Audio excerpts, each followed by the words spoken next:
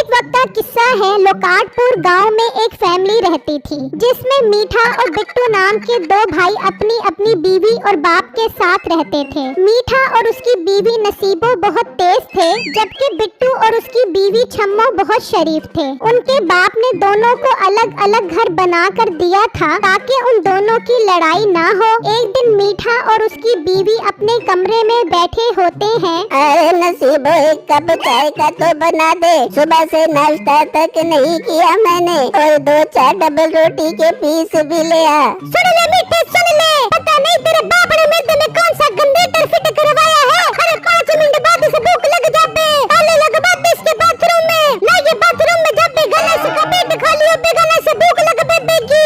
सोच तो मैं भी यही रहा हूँ। अब मेरे पास हराम की कमाई तो है नहीं जो इन्हें हर वक्त खाना खिलाता रहूँ। मैं अभी जाकर इनसे बात करता हूँ। जा मीठे, मार दे इसके पेट में सुई के निकल जाबे इसकी। फिर मीठा उनके पास आता है और उनको खरी खरी सुनाता है। बेटा, मैं क्या तुझ पर बोझ बन गया हूँ कि तू मुझे 2 वक्त की रोटी भी नहीं खिला सकता? 2 वक्त की नहीं, 9 वक्त की। हर वक्त खाना मांगते रहते हो। नहीं मेरी कोई मिले चल रही है जो हर वक्त तुम्हारे पेट में खाना भरता रहूं? मीठे भाई, ये आप किस तरह अब्बू से बात कर रहे हो? आपको शर्म आनी चाहिए। बाप से कौन ऐसे बात करता है भला? तो इनका इतना हमदर्द बन रहा है तो तू इन्हें खाना खिलाया कर, मेरे से नहीं होता। हाँ ठीक है, मैं ही करूँगा। मेरे अब्बू मेरे ऊपर बोझ नहीं है। ये कहकर बिट्टू वहाँ से चला जाता है और थोड़ी ही देर में बिट्टू की बीवी उनके लिए नाश्ता लेकर आती है। मीठे की गांव में दुकान थी, वो अपनी दुकान पर खड़ा होता है तो गांव का सरदार भी उसके पास आता है। मीठे, हम तेरे लिए एक बहुत अच्छी ऑफर लेकर आए हैं, सुनेगा तो खुश हो जाएगा। क्या ऑफर है सरदार साहब, जल्दी बताओ, मैं खुश होना चाहता हूँ। मीठे, हम तुम्हारा मकान खरीदना चाहते हैं, वो भी 50 लाख रुपए में। क्या 50 लाख रुपए में? पर सरदार साहब, वो आधा मकान मेरा है और आधा मेरे छोटे भाई का है। पर मीठे, हमें तो पूरा मकान खरीदना है। अब ये तेरा काम है, तू हमें किस तरह पूरा मकान बेचेगा? ठीक है सरदार साहब, मैं कोई न कोई हल निकाल कर बिट्टू को राजी करता हूँ और फिर पूरा घर आपको बेच दूंगा। फिर सरदार वहाँ से चला जाता है। यार, ये तो बहुत अच्छा मौका है अमीर बनने का। अब मुझे किसी भी तरह बिट्टू के हिस्से पर कब्जा करना पड़ेगा। मीठा ये बात घर आकर अपनी बीवी को बताता है। उसे भी ये सुनकर बहुत खुशी होती है। मीठे, मेरे पास एक बहुत अच्छा आइडिया है। मैं रात के अंधेरे में तेरे अब्बे के कमरे में जा दूंगी और उसके मुंह पे तकिया रख दे दूंगी और उसके मरने से पहले तकिया हटा के वहाँ से भाग जा दूंगी। फिर हम शोर मचा दे देंगे कि बिट्टू ने अपने बाप को मारने की कोशिश की है। तेरा बाप उसे खुद ही घर से बाहर निकाल देगा और पूरा मकान हमारा हो जाएगा। अरे वाह बेगम, आइडिया तो तेरा बहुत जबरदस्त है। बस रात होते ही हम ये काम करते हैं। उसी गांव में काशान नाम का एक डाकू भी रहता था जिसने लोगों का बहुत सारा पैसा चोरी किया हुआ था। मालिक, मैं तो कहता हूँ हमें अब जगह तब्दील करनी चाहिए। ऐसा न हो पुलिस हमें ढूंढते ढूंढते यहाँ तक आ जाए। हाँ कहते तू ठीक रहा है। ऐसा कर, अपने बंदे के जिम्मे लगा, वो मुखबरी करेगा कि पुलिस को हम पर शक है कि नहीं। ठीक है मालिक, मैं आज ही मुखबर के पास जाता हूँ और उसके जिम्मे लगाता हूँ। ये कहकर उस डाकू का चेला वहाँ से चला जाता है और फिर जब रात होती है तो नसीबो तकिया लेकर निकलती है और अपने ससुर के कमरे में आ जाती है। वो उस टाइम सो रहा होता है। कैसे बाबा खराटे मार के सो रहा है? अभी इसके मुंह पे तकिया रख के इसके खराटों के पटाखे निकालती हूँ। फिर नसीबो उसके मुंह पर तकिया रख देती है और वो जोर जोर से हाथ पाँव चलाने लग जाता है और फिर नसीबो वहाँ से भाग जाती है।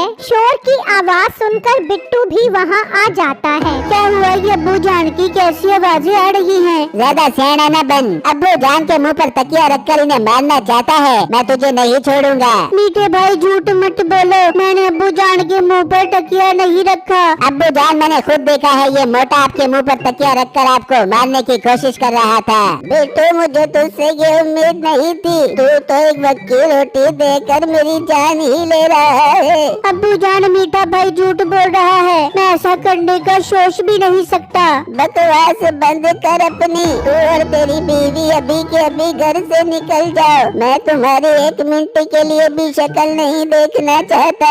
अब्बू जान, मुझ पर ये जुल्म मत करो, मैं कहाँ जाऊँगा? हमारी तरफ से कहीं भी जा। तूने मेरे बाप को मारने की कोशिश की है। तू अब 1 मिनट भी यहाँ नहीं रुक सकता। तुम दोनों निकलो यहाँ से।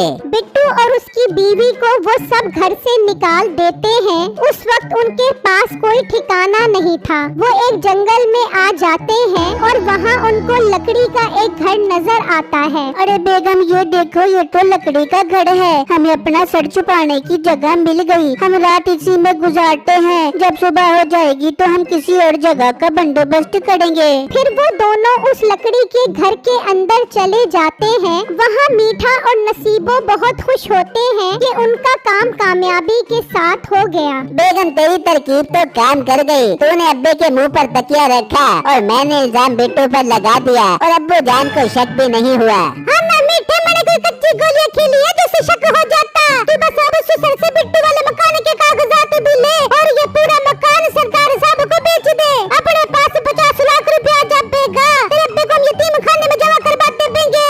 हाँ ठीक है बेगम, मैं सुबह ही अब्बू से वो कागजात लेता हूँ। बिट्टू के बाप को सुनकर बहुत दुख होता है और वो वापस अपने कमरे में आकर लेट जाता है। ये मेरे से क्या गलती हो गई? बिट्टू बेकसूर था। मीठे ने मुझे मारने की कोशिश की और इल्जाम बिट्टू पर लगा दिया। मुझे अब मीठे को सबक सिखाना होगा। फिर जब दिन निकलता है तो मीठा अपने हिस्से के मकान के कागजात लेकर अपनी दुकान पर खड़ा हो जाता है और इतनी देर में सरदार भी वहाँ आ जाता है। हाँ मीठे, पूरे मकान का बंदोबस्त कर लिया है तूने? जी सरदार साहब, आप समझो पूरा मकान का बंदोबस्त हो गया है। ये मेरे हिस्से के कागजात हैं। अभी फिलहाल ये लेकर मुझे आधे पैसे दे दो और बाकी के पैसे आप मुझे कल दे देना। मैं आपको बिट्टू के हिस्से के कागजात भी दे दूंगा। वाह मीठे, दिल ही खुश कर दिया तूने। चल ठीक है, ये कागजात दे मुझे।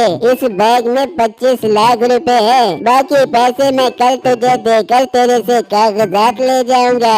सरदार मीठे से कागजात लेकर चला जाता है। मीठा वो पैसे लेकर बहुत खुश होता है। शाम में मीठा घर आता है और वो पैसे नसीबों को दिखाता है। मीठे बड़ी तमाचे लग गई, हम अमीर हो गए, हम तो धन अमीर हो गए।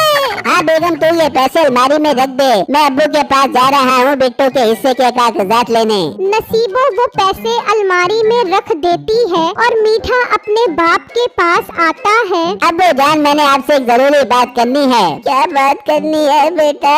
अब्बू जान, अब बिट्टू के मकान के कागजात मेरे पास रखवा दो। आप बूढ़े हो गए हो, ऐसा न हो कागजात यहाँ वहाँ हो जाएं। हाँ बेटा, बात तो तू ठीक कर रहा है। वो कागजात मेरे कमरे की अलमारी में है। जाकर निकाल ले और इन्हें संभाल कर रख दे। अब्बू जान, अब फिक्र ही मत करो। मैं उन्हें ऐसे संभाल के रखूंगा कि किसी का बाप भी उन्हें नहीं चुरा सकेगा। फिर मीठा वो कागजात भी निकाल लाता है और वो अपनी अलमारी में पैसों के साथ रख देता है। बेगम, कल सरदार साहब 25 लाख रुपए लेकर घर आएगा। इन्हें ये कागजात दे देंगे और सारे पैसे लेकर दूसरे गांव चले जाएंगे। वहाँ जंगल में बिट्टू अपनी बीवी को कहता है, बेगम बहुत भूख लग रही है। मैं जंगल से फल फ्रूट तोड़ कर आता हूँ, वही खाकर गुजारा करते हैं। बिट्टू आप अकेले मत जाए, मैं भी आपके साथ चलती हूँ। ठीक है बेगम, तुम भी चलो फिर। वो दोनों फल तोड़ने के लिए निकल जाते हैं और वहाँ डाकू का चेला उसके पास आता है। मालिक मालिक, मैंने मुखबरी कर ली है। पुलिस को पता चल गया है। इससे पहले वो छापा मारे, हमें यहाँ से निकलना होगा। वो पैसे उठाकर वहाँ से निकलते हैं और उसी जंगल में आ जाते हैं। मालिक देखो, हम फिलहाल ये पैसा यहाँ पर छुपा देते हैं, बाद में आकर ले जाएंगे। अरे यहाँ से कोई पैसा निकाल कर ले गया तो? अरे मालिक, ये जंगल है, यहाँ कोई इंसान क्या करने आएगा। ठीक है, तो ये पैसे अंदर रख कर आप फिर यहाँ से निकलते हैं।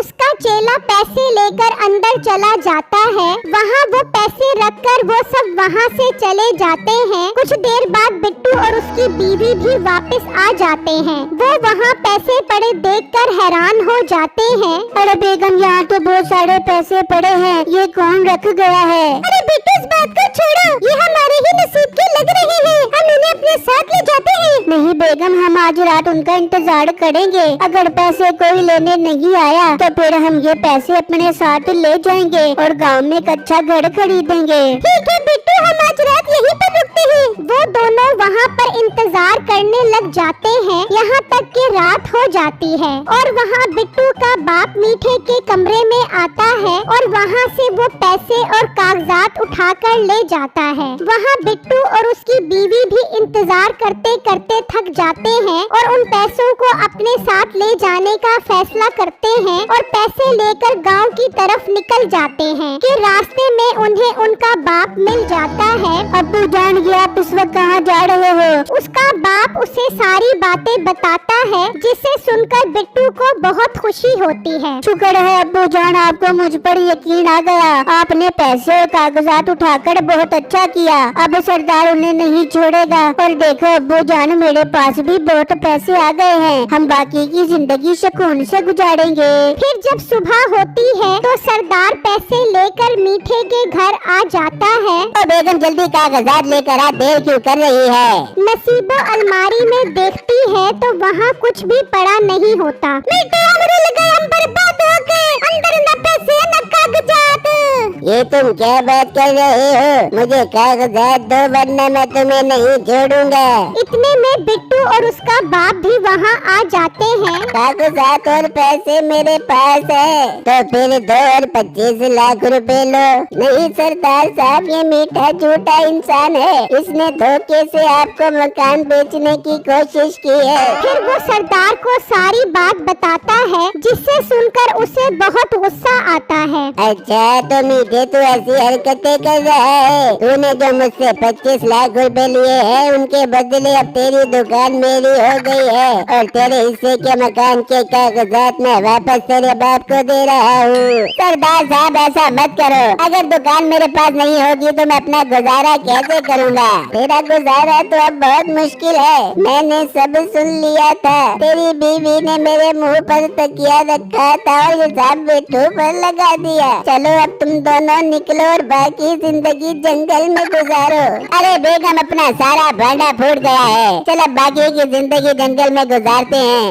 वो दोनों उसी जंगल में आ जाते हैं। वो लकड़ी का घर देखकर उसके अंदर चले जाते हैं। चल बेगम, अपने रहने के लिए अच्छी जगह मिल गई है। तभी वहाँ पर वो डाकू आ जाते हैं और अपना पैसा वहाँ न देखकर गुस्से में आ जाते हैं। हमारा पैसा कहाँ है, जल्दी बताओ। अरे भाई, कौन से पैसे, हमें कुछ नहीं पता। जेल में लटका दे इन्हें। जब तक ये हमारा पैसा नहीं देते इन्हें नहीं छोड़ना।